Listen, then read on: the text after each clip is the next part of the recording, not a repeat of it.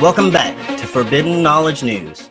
I'm your host, Chris Matthew, and tonight I'd like to welcome ghostwriter, lecturer, and teacher researching topics ranging from MK Ultra and ritual abuse to invasive electromagnetic weapons, chemtrails, and HAARP. Elana Freeland, how you doing tonight? Hi, Chris. Thanks for having me. Well, thank you so much for taking the time.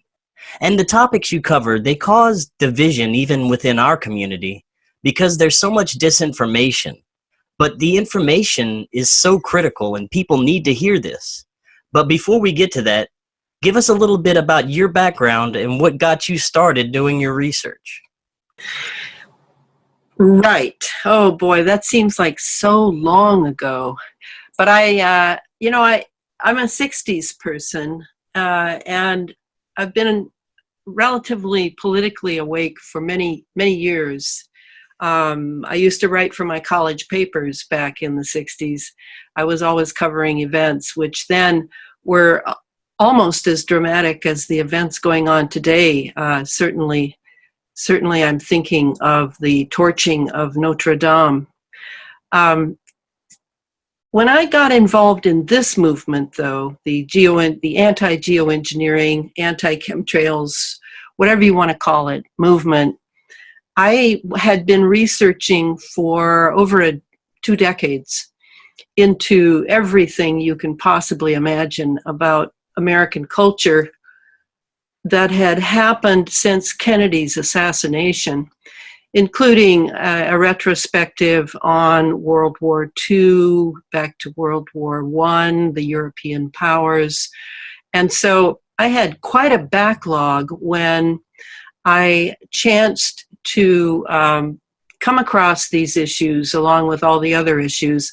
I remember I had a file on chemtrails, and then I had a file on HAARP, the High Frequency Active Auroral Research Project up in Gakona, Alaska, that Nick Begich and Gene Manning had written a book about. Angels Don't Play This HAARP in 1995. So I had an extensive coverage of what had happened to America since the end of World War II, since the bomb, since JFK was shot down like a dog in Dallas, and on TV, no less. And so when I met Clifford Carnicom in Santa Fe, New Mexico, I was just back from England, and I'd gone back to Santa Fe, where I had actually gone to grad school at St. John's College, and I chanced to meet Clifford. And Clifford, for those who don't know, is certainly the first scientist who began to notice over northern New Mexico the strange trails coming out of jets in that once beautiful azure blue sky that northern New Mexico has. He was observing it, and he knew that they were not contrails. Contrails are condensation trails, and there was no way that the trails he was seeing were water vapor, ice. No, they were chemical. So he began collecting precipitation, snow, dew, rain, and scraping whatever was coming in off of his HEPA filter on his trailer. And he began analyzing it. And I chanced to meet him probably, I'd say 7, 8, 9 years after he'd started this. And he had already discovered the fibers that were coming down from whatever was in the jets, however the distribution system was working. These fibers are known now as Morgellons. He was able to analyze those with various solvents, and certainly looked at a lot of the tiny parts of this fiber, and had figured out a test that he could use to see if indeed it was more than just a few people who had it in them. So he began testing people. I was one of them, with what's called the red wine test. And we would clean our mouths really well and then slosh around a mouthful of red wine and then spit it into a clean jar and take a look. And what we found were fibers moving about with their own mobility. And it was pretty shocking. And then the next part of this test was blood. So looking at my blood on a slide under his, I think it was a 300 power microscope then, I watched as I had a biology background in undergrad, so I knew what erythrocytes are supposed to look like, your red blood cells, and there mine were, some of them being attacked by something sticking its head straight into the cell and basically sucking all the iron out until the cell was almost flat. I still remember the horror with which I watched this, because I understood immediately that if you're distributing something in the atmosphere by jet planes, and we didn't know about the rockets then as being yet another delivery system, and we didn't have the drones then that we have now, which is another delivery system.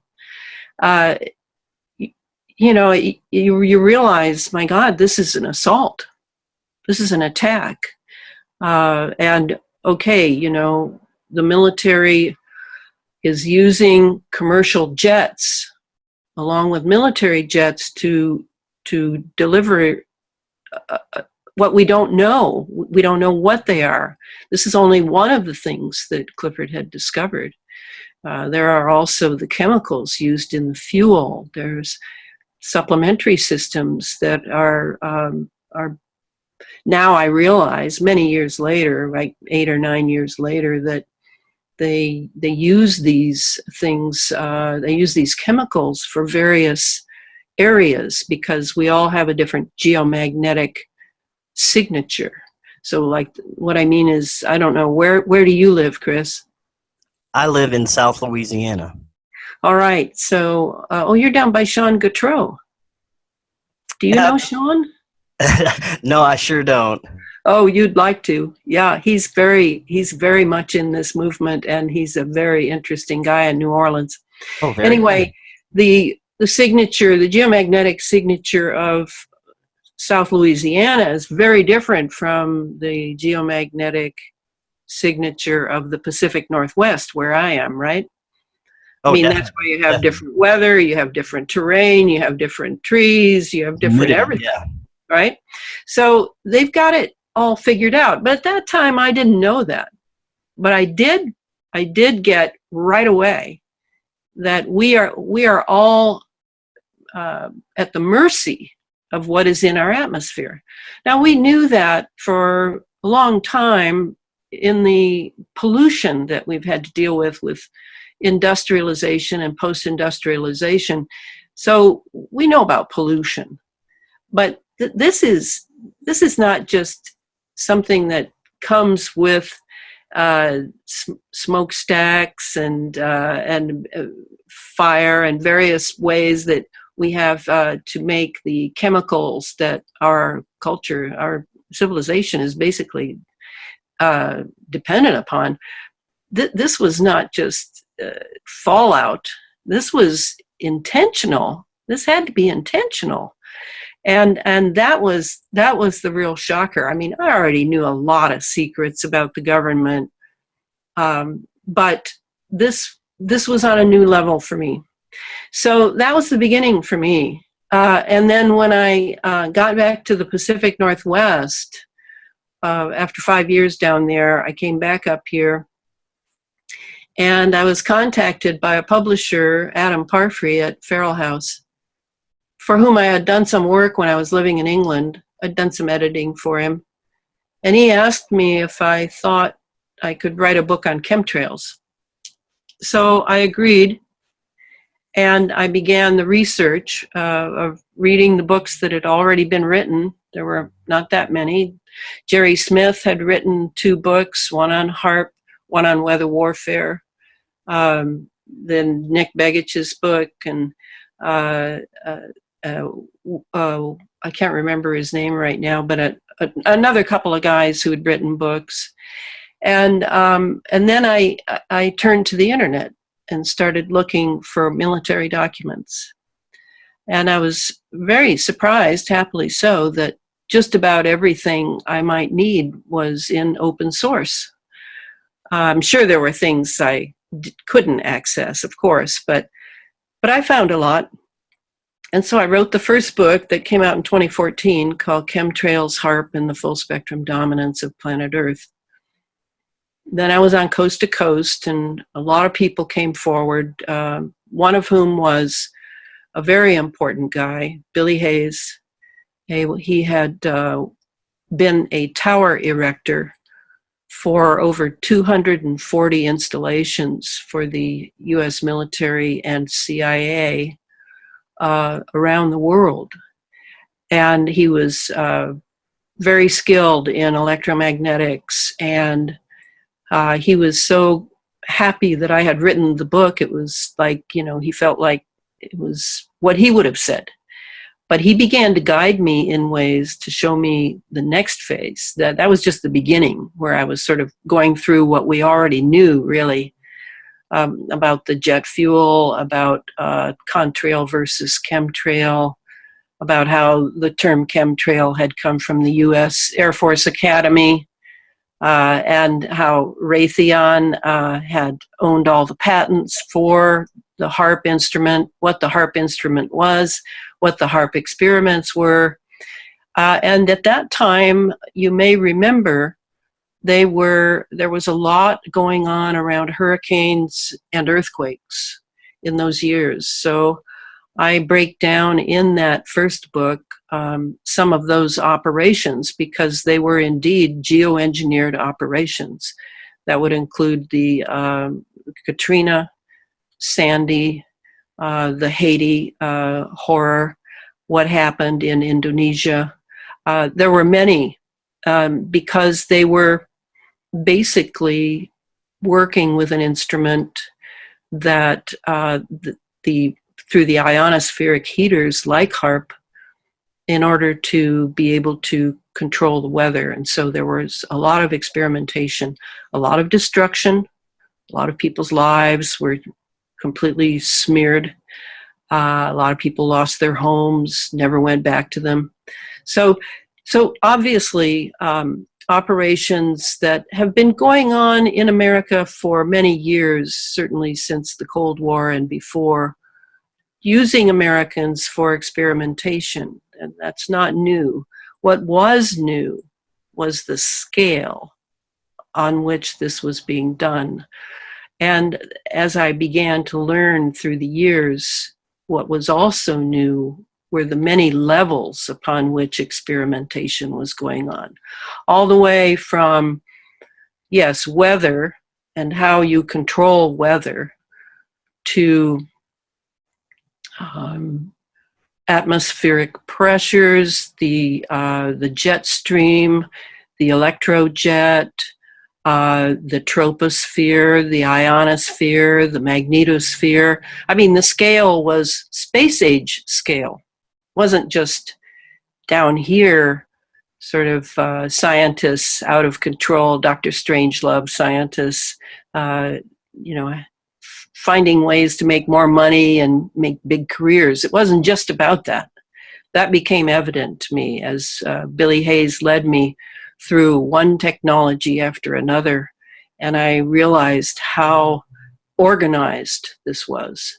All the while in the newspapers, as you remember, we may have to geoengineer someday. We've got climate change problems, we've got extreme weather, we've got global warming, the carbons are out of control. All of the litany of misleading theories to keep the American busy on figuring out what was true and what wasn't, as they created all these huge conferences, environmentalist conferences, global warming conferences, climate change conferences, all with the PhDs and big organizations, with NASA, and all of it never mentioning the military piece to this technology. I always felt like the Lone Ranger, except that in my movement, there were some other people doing the same as I was, maybe with a little bit of a different tack on it. But we were all trying to figure out what was behind this assault, because this was not happening because of our cars. This was not happening because the people's technology was producing a terrible weather trend.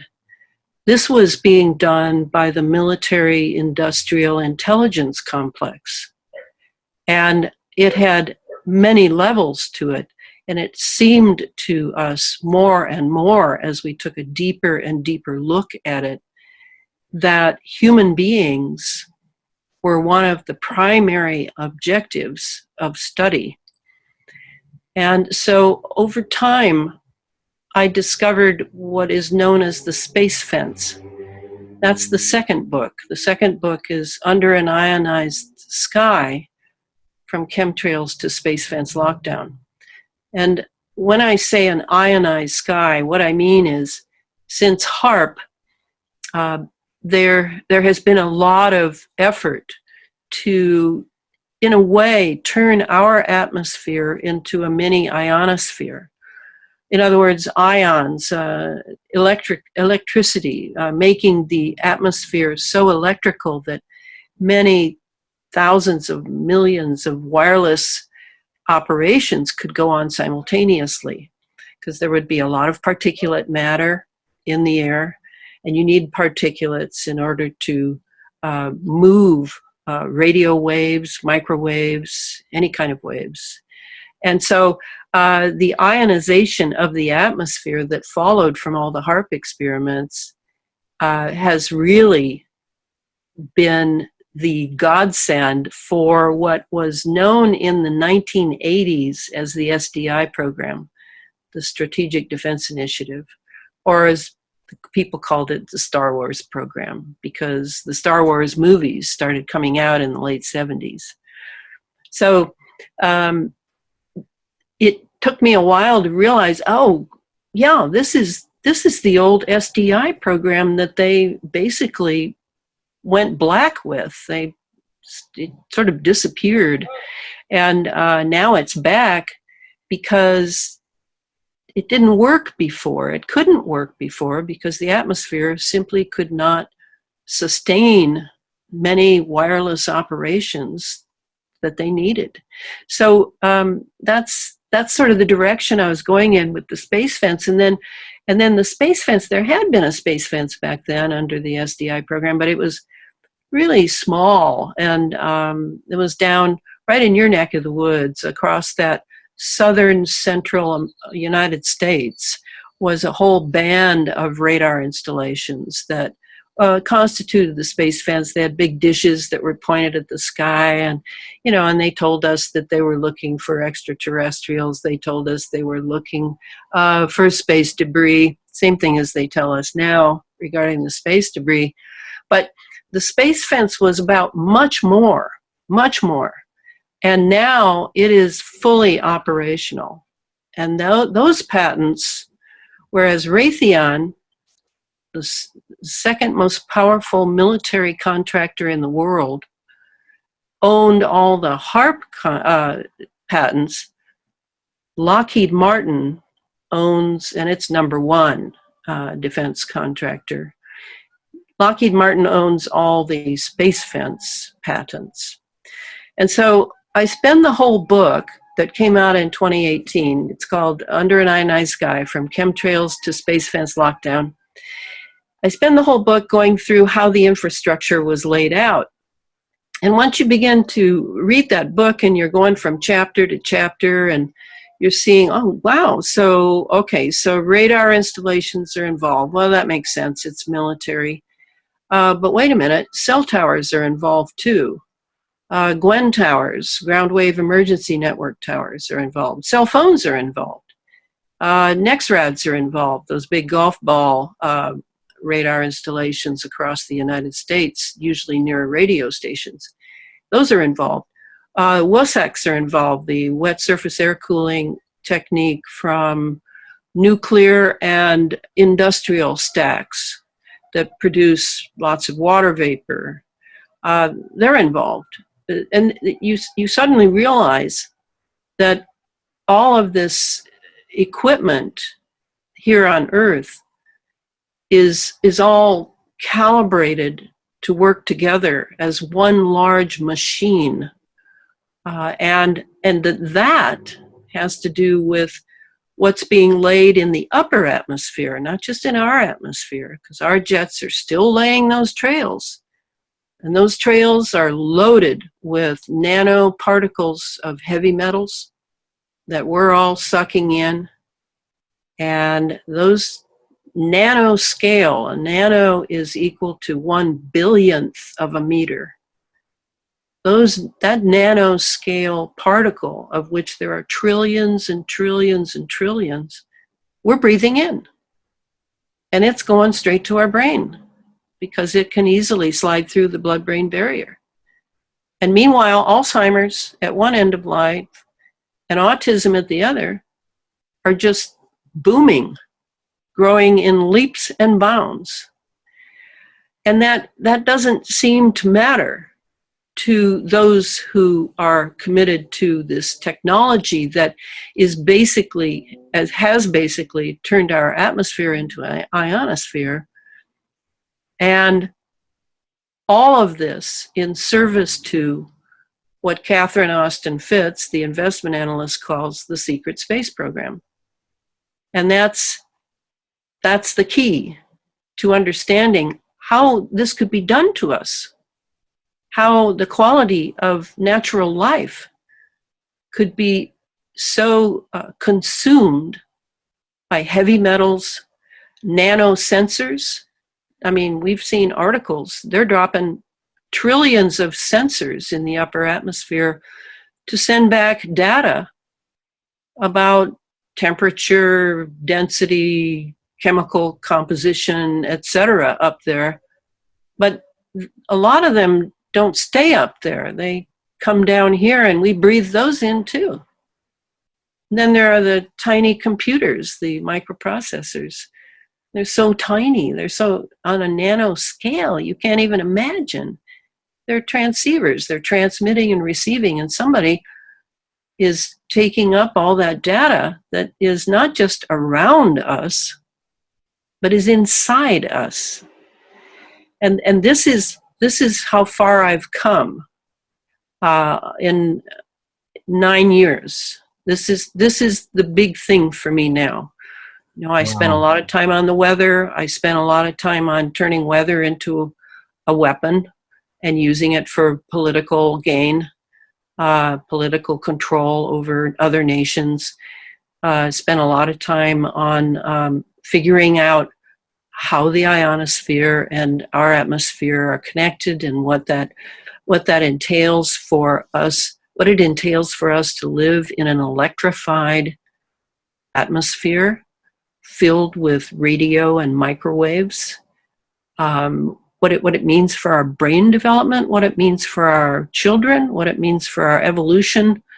And so the biggest thing I've arrived at now is the nanotechnology aspect of it that seems to me to be very purposeful, that we are the host, not just of Morgellons, but other pathogens, other fungi from the upper atmosphere, other viruses, other bacteria from the upper atmosphere. And we are the guinea pigs to see how all this goes, you know, in a wireless, absolutely an atmosphere thick with a type of non-ionized radiation that is usually ELF, extra low frequency, which might make some people feel safe that it's not like ionized radiation, where you have, and it's not even high-powered microwaves for the most part, but it is around us and in us, and it can be used by the infrastructure of the space fence on Earth and in the upper atmosphere with the satellites and the heavy metal composition up there. It can be used to control us and even possibly transform us into a transhumanist cyborg. So all of this fits together. And when I see other movements, like the anti-vaccination movement, the anti-GMO movement, the anti-big pharma movement, all of these things are very, very important. And I think you can see now, Chris, they're connected to this. Definitely. It's all connected. Oh, it's definitely all connected. And there's so many terrifying elements to these operations. But you had mentioned something in the very beginning that I'd like to get your thoughts on. The Notre Dame fire. It's such a huge event already that's going to have an effect on the world for, forever now. What are your initial thoughts on this? Well, of course, my first thought was I wanted to weep, because I had what used to be known as a classical education back east. I had a very good education because in my generation, I'm 71, I was able to go to private and public schools where I was taught Greek mythology, the Renaissance, the Reformation, all the European stuff that now is, ooh, that's all white man stuff. Get rid of it. It's not valuable. All of the things that were beginning to civilize the passions and the instincts of the human being were wrapped up in that European package. It could have come from anywhere. Does it matter?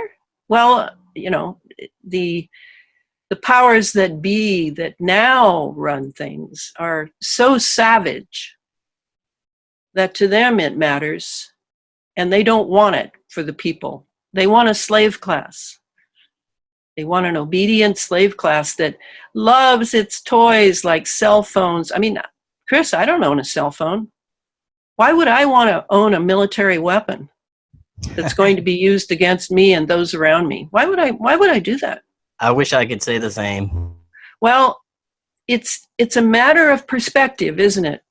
So when I saw the Notre Dame thing happen, I felt it was a big statement. And, a little fire started on the roof? I don't think so. Oh, no. No, not Notre Dame. That is a symbol of everything they want to take down. And when I say they, I'm talking about those savage people. A lot of them are corporate CEOs. A lot of them are on corporate boards. A lot of them are just the almighty dollar.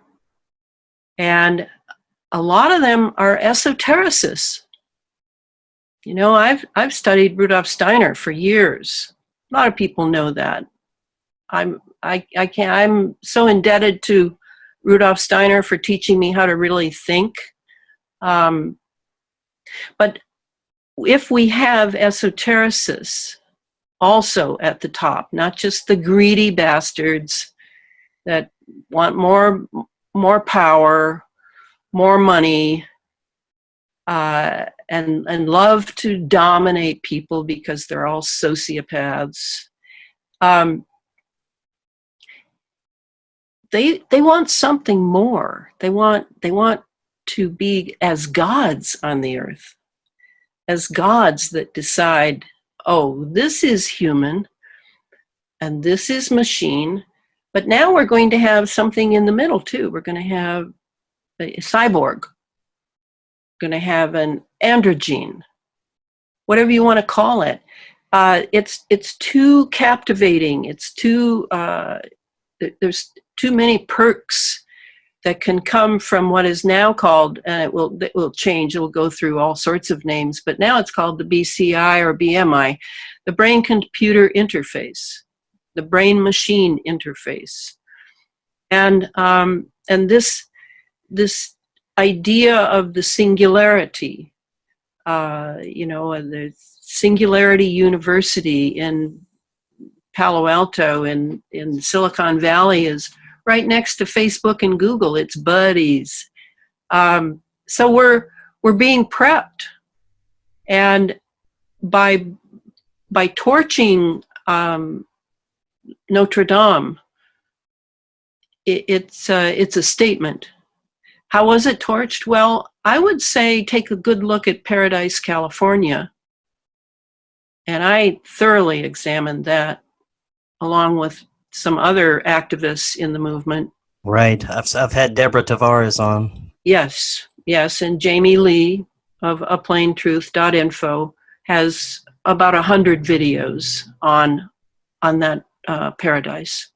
So what I'm looking at as a possibility, I'm never very attached to my theories because I have quite a backlog now of understanding of how all this works on a technical aspect as well as on a organizational aspect. What organizations might be involved in something like this? And I don't know if it was a CGI, but I was, before we hooked up on the internet, I was looking at a post, a YouTube post of a TR3B over Chartres. So, wow, okay. So a TR3B can, it's a sort of interstellar, it can be in space and it can be here. It was one of the earlier secret space sort of crafts, right? Yeah, one of the triangular crafts. The other one, which was larger, was the Aurora. But the TR3B, anyway, somebody appears to have caught a TR3B uncamouflaging and then camouflaging as the flames quickened in Chartres. So is that possible? Oh yeah, that's very possible. So let's keep our eyes open. But as far as that being some sort of little roof fire that, gee whiz, they may even find some bum that they're going to blame it on. No way would that happen on the scale of news that Notre Dame deserves. So I see it as a direct slap in the face of Western civilization. Does that mean that I think some Eastern group did it, or Middle Eastern group? No, not at all. We have our own enemies. They're doing very well for themselves. So my first thoughts are always our own. And that would include the Satanists, of which there are many in the American military, thanks to General Michael A. Aquino and the entire satanic movement in the military going back to the 80s. I've done a great deal of research on that, and I'm satisfied that it's accurate. So there's a lot of things that are buried in our culture that are not conscious and not intentional, along with a phalanx of very smart, clever men and women who have plans for the future of humanity and the future of civilization itself. So all of this is about how I think the burning of Notre Dame also has to do with a certain era is over, folks. It's over. And I may feel tearful about it and the loss of civilization in favor of a savagery that is, in my mind, unparalleled in history. And I'm a historian by trade. I may feel sad about that, but I am not going to bury myself in nostalgia. I'm known by many people as girding up my loins. This is my watch. I chose to be here now. This is my life. These are great themes that are being played out before me. And I have to be absolutely dedicated to garnering the most accurate picture I can at multiple levels, because I am one of those few people who has developed at multiple levels. And so that I can present an accurate picture to those who seek to read my books, listen to me on radio talk shows, and soon, in 2 weeks, I'm due in Santa Fe, New Mexico to speak with Clifford Carnicom at a conference. I have to keep striving for a clear picture. I don't need the New York Times and Washington Post to tell me their lies and tell me what's going on, because they're not going to. I gave up on all that in the 60s. I've been on my own for many years and have really, there's a way you can know the truth if you have the patience to do the research and you have an understanding of how truth reveals itself. Because there's many old sayings, the truth will out, and nothing remains hidden, everything will be seen. These are all true. But how you do it in a culture that's pummeling you with lies and deception and entertainment and distraction and all these things, you have to develop a strength of will and an understanding of, to some degree, of why you're even here. What are you, an accident? I don't think so. Right. I agree 100%. I think a lot of people have come to be here for this struggle that's going on right now. Don't you?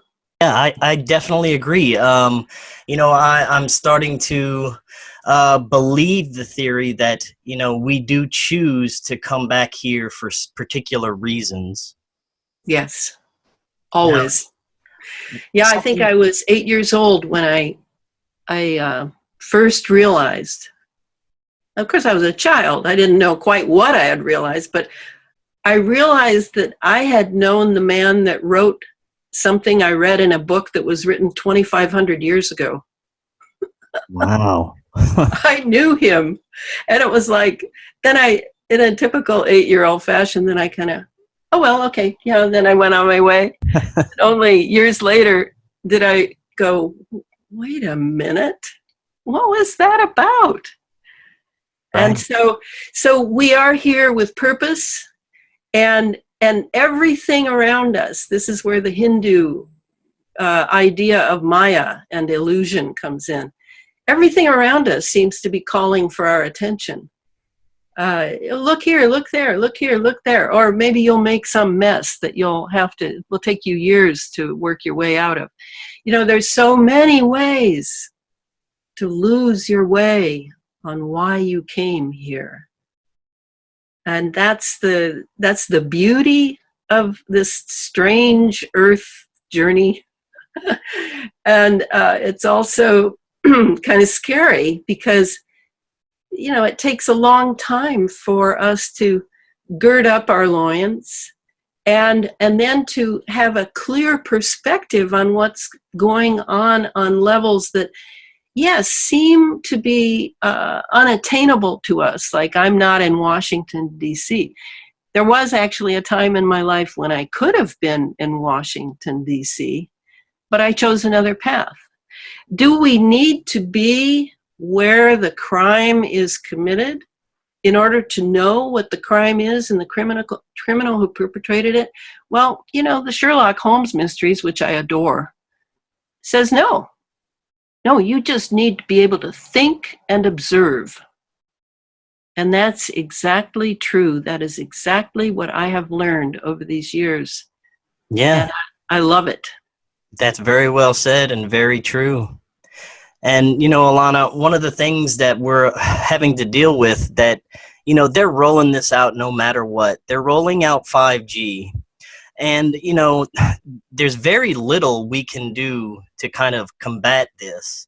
I would like to talk about that later, what we can do on our own. But for now, give us your thoughts on 5G and the possibilities that they could integrate some sort of AI to maybe affect us in a way of mind control. Oh, absolutely. No question about it. But the 5G, as I say in Under an Ionized Sky, the 5G is what I call the linchpin. This millimeter wave technology will be very helpful in that it's certainly breaking down our immune system. I think that by listening to Dr. Paul, people would learn a great deal about the calcium ion problem that the millimeter wave produces in us. And that in itself, see, if you were going to make a cyborg or an androgen or a transhuman of some sort, you would want to break down their immune system first, it seems to me. The immune system is often overlooked by people as being important, but try having a life without a healthy immune system, which I think a lot of people are doing right now. That's why the doctors, the medical industry, and Big Pharma are just making a fortune off of illness. And of course, they're not going to make a fortune off of health. So it's all a real scam. And, I haven't been to a doctor since I was 13. I studied Chinese medicine for 6 years and learned how to do it. And it's worked much better because Chinese medicine is much older and wiser than Western allopathic medicine. But if you wanted to undermine an immune system, okay, first you'd pummel people through the environment, like pollution has done, like radiation has done from all the different tests that were done in the 50s, the 40s and 50s in America, and the downwinders having suffered, and generations suffering. And then, you might want to use wireless, because certainly our system, though we respond to electromagnetics and we have certain aspects of our system are electromagnetic to some degree, electromagnetism is really antithetical to our organism. And so we're caught in this catch-22 of needing the very thing for our civilization that is destroying us. But with the 5G, we're in we're coming into a whole other level. It's not just a matter of undermining the immune system through the calcium ion channels. It's actually that this 5G millimeter wave thing will get down to the very genetic level, and that is scary enough. It'll shred the mitochondria that is supposed to protect us, our genetics. And then it's possible, according to Anthony Patch, who's a friend of mine, he's my go-to CERN man, but he believes that another purpose of the 5G is that they want to implement another strand to our DNA, a third strand. Very possible. So they're working on that. But isn't it fascinating that they're not going to need to drag you and your friends or your relatives into a clinic to do all this? They're going to use the environment. And they're going to use it as they're using 5G. They're going to sell you the product with not nearly the information you need to make a reasonable decision. And then the final coup de grace of the 5G for me is the nanoparticles that I was discussing earlier. That we now have these heavy metals, which are highly conductive. So we're basically electromagnetic towers ourselves. And then there are the nanopathogens, like Morgellons. Morgellons is certainly not the only one. And then you have the sensors, the microprocessors, and all the other, the C60, the carbon tubes, the fullerenes, all of the nanotech that never went through Congress other than to be rubber stamped, never was tested on a large scale before being released in the early 2000s. So we have all this gear in us, and it is gear. It is all transceiver. It's all transmitting and receiving. It's all capable of that. So when you say mind control, it's on a scale that is, imagine that you have nanobots in you that can be programmed from afar. And the program they decided on is that, you know, you're going to be a slave and think it's fantastic. And your health is going to be in the hands of vaccinators and big pharma and the medical industry. And you're going to think that's great. Yeah, it seems they're trying to suppress everything that's human and completely suppress our consciousness to where we're almost robotic. Well, that's exactly the term that comes to me when I encounter young people staring at their phones. Yes, definitely.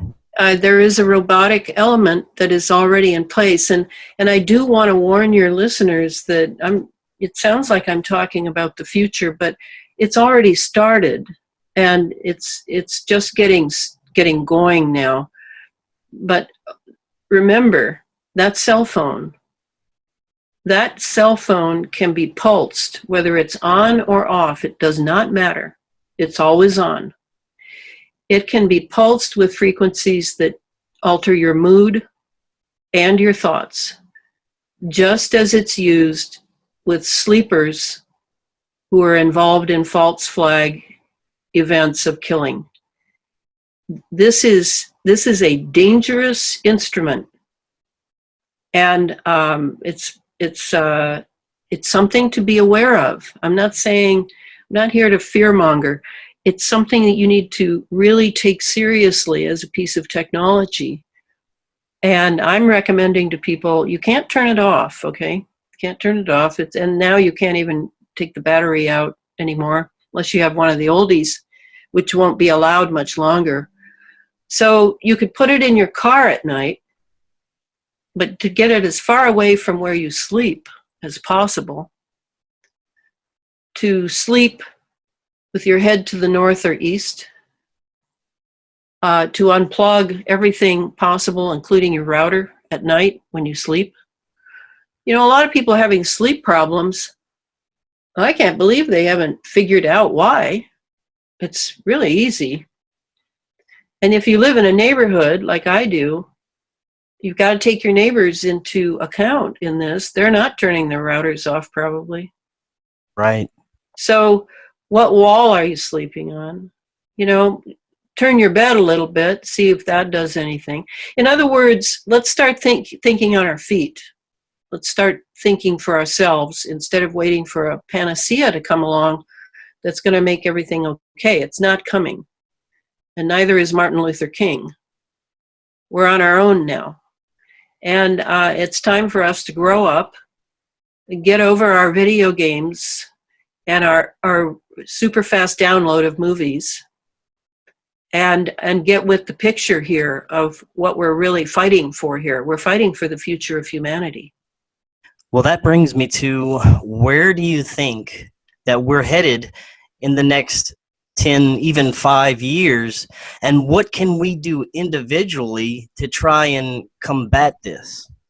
Well, you know, it always boils down for me to the fact that I don't know how your life is going, Chris, but my life has been relatively hard.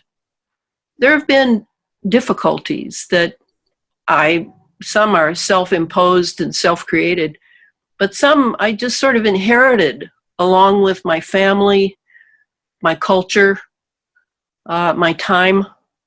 And I always saw it as my job was not to moan and groan and wring my hands, but to really take it on and figure out how it could serve me. Because I think that everything here can serve a very meaningful life, despite the dangers. I mean, imagine living in Serbia now. You know, every day is dangerous. We don't have that level here. We have another level that's more insidious, less visible. We're going to have to really learn this technology. We're going to have to learn the difference between megahertz and gigahertz. We're going to have to look at our walls and say, okay, there's 60 hertz running through these walls. That can be activated if anyone wants to target me. They can use the energy off of my own 60 hertz that I use for my lights. We need to learn this technology. That's the very first thing. And then we can talk about, I won't talk about stopping this. That's not going to happen. It may stop itself by some great cataclysm. I don't know. Yeah, that's what I was thinking. But until we do the work of really educating ourselves and not waiting for schools to do it, PhD programs to do it. I mean, PhDs, most of them that I know, and I know several, they don't know anything about what I know because they've been programmed, conditioned to see things in a certain light. Yeah, and this just goes so deep. Most people are afraid to even go near the topic, and that's the saddest part.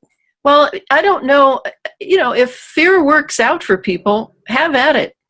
But I've never been impressed by fear. Right. Yeah. I don't do fear. That's what I always say. I don't do fear. Even if I'm assaulted, I don't do fear. This is my life. It is my life. And it is a meaningful life. And I will continue to keep it meaningful. People can say, oh, the world's falling apart and, oh, all these terrible things. Yeah, but you're still here. You're still here. You've probably got some food.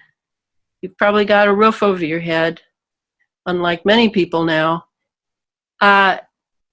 Really look at what you still have as a personal life and take care of it, but not at the expense of your responsibility to the public.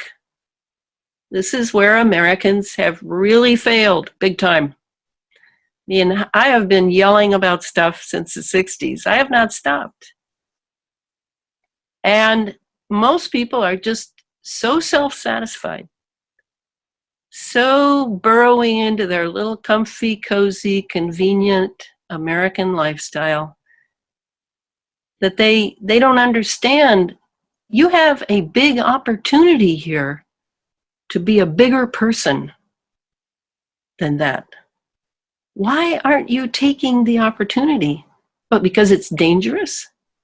Well, lucky you that you would find out what it means to be on a battlefield without having to go to war against some some defenseless third world country.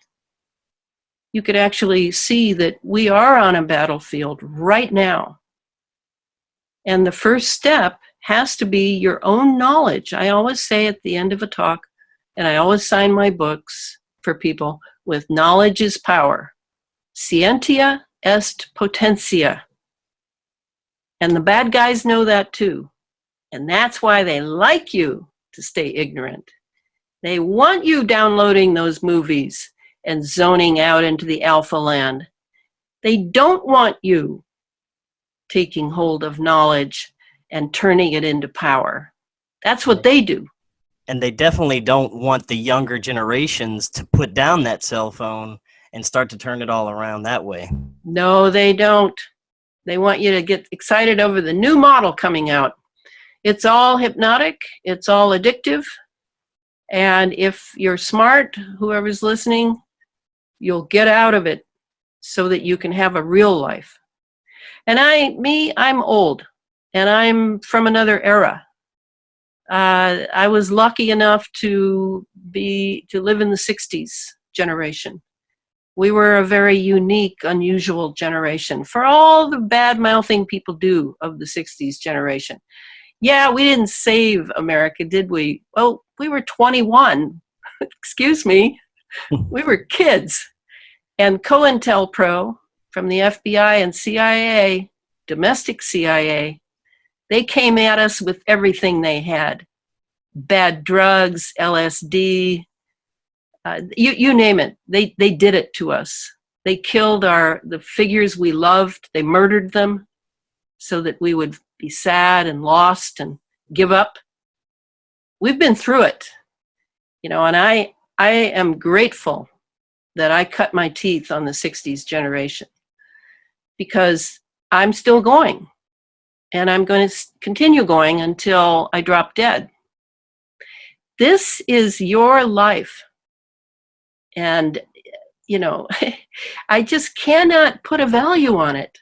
It's so great to be an individual, to have the opportunity to become a truly strong, insightful individual. You still have that, but once that 5G starts going, and you've got your little cell phone, and you've got all those nanobots swimming around in your brain, I don't know, it could be all bets are off for you, but not for me, because I've spent years developing my consciousness to be strong, integritous, unflinching, working for the good. Please join me in this. I say that to everyone. Please join me. This is exciting. I can't believe I am so fortunate to live in an era in which so many things now are in doubt, including the future. I do not get depressed over that. This is a fight worth fighting. This is not a Vietnam or an Iraqi war. This is a real fight. And I appreciate youth and how misled it has been, but is that unusual? They always target youth because that's the future. So almost every parent who didn't prepare their kid for that, why didn't you prepare them for the fact that they would be targeted by the powers that be? Why didn't you prepare them better instead of just preparing them to have big careers, make a lot of money, go to college, be safe? No, this is something different now. And this is how I'm talking now, Chris. I used to be really just stick with the subject, but now that I realize this subject is all over the place. Yeah, I mean, I really want to make appeals to people, because it's not depressing. This is how a life is. You're born into a time in which great themes are moving. And if you're really fortunate, you're going to get a really interesting life, a really time of interesting themes. And here we are: technology, technocracy, corporatocracy. Democracy? No, that's gone, folks. That is gone. Don't even spend 5 minutes on it. Constitution? Great document. We're not living by it. We haven't been for years. But we are involved in an epic struggle for the future of humanity and the future of the earth. Yes. So that's probably all I have to say on that. Did you want more on how to take care of yourself? Well, if you could, yeah, we can do another few minutes. If you want to just give us a little bit on how we can take care of ourselves before you head out. Yes, because that's the important thing. Keep that immune system going well. Okay, so I've been macrobiotic my whole life since I was 21. That means that I eat a lot of grains, vegetables, miso, seeds, nuts, a little bit of fish, a little bit of chicken, and no sugar, no dairy, no beef kind of diet. That has worked for me. I'm not saying everybody should do that diet. No, I'm just telling you what worked for me. And I'm talking no doctors and nothing hurts. I'm 71, nothing. Well, my dislocated shoulder hurts right now, but I don't want to go into that and how that happened. Okay, so that's one thing, diet. Lifestyle. What's your lifestyle? Gonna have to think about that one, because there may be some things in it you already know probably you should give up if you're going to become strong and aware of what's going on around you. So lifestyle has to be looked at. Third, we in the anti-geoengineering movement, a lot of us are exploring different options to get the nanoparticles out of us. This is really, really important because every day you're breathing in trillions and trillions of nanoparticles. Even when you go to a good store and you buy some new clothes, nanoparticles all over them. Cosmetics, nanoparticles. Foods in the grocery store, packaged foods that have some sort of thick consistency, nanoparticles. They don't have to be listed. You are intaking a lot of nanoparticles, and you don't want to be doing that. At least you want to develop a habit in your life that will limit them and hopefully get them out of you. The guy who's studying that to the highest degree, in my opinion, is Tony Pantalleresco. That's Pantalleresco. Tony is Canadian, and he's studying, he has an engineering background. He's studying how you get, for one, the heavy metals out. That's really crucial given the Alzheimer's thing. So Tony is really looking at magnetism and using magnetism to our advantage. All of these solutions that we're looking into are, almost all of them, are very low tech, and they deserve another look. And it's a very cool adventure to give them a try, because we've been raised so technologically that we really don't know much about the real laws of physics and low-tech solutions that are close at hand and not expensive. So that's very important as well. I already went through the sleep regime, and I already told you about the cell phone. So that's pretty much what I'm doing. I'm taking baths. Tony recommended a bath. I take it once a week. It's with Epsom salt, sea salt, and borax. And the borax will help to open your skin. You're not aware of it, but you have a polymer. You probably have a polymer covering on your skin that you haven't even noticed, which locks your pores, and they need to be opened if you're going to be able to get a mass exodus of nanoparticles. So when I take the bath, I'm not looking for little guys swimming around on top of the bath, because we're talking nanoscale, So in a way, I'd need an electroscope in order to really see how successful I'm being. But I pretty much just go with the bath, because so many people have felt so much better who are really sick. And I pay close attention to what they're telling me, because our medical industry is not going to tell us anything about this. Most of the doctors don't know anything, and others among the doctors are already compromised. So that's about it. And then the last part would be your consciousness. And if it sounds hopeless or whatever, we've never really tried consciousness as something that is powerful. We've all heard the maxim, where two or three are gathered in my name. This idea that if you come together with people of like mind and you work together, you build a power that is more than any one of you on your own. And in fact, more than threefold. It's more like a logarithmic threefoldness. So I highly recommend that you really think about what consciousness is. If you're taking drugs, I suggest you stop and really take hold of life itself and figure out how your consciousness interweaves with it through laws like the law of synchronicity, the law of correspondence. All of these things are old school, but they're still working. They're still happening. And it's an exciting discovery to really look into things from another perspective. Very well said.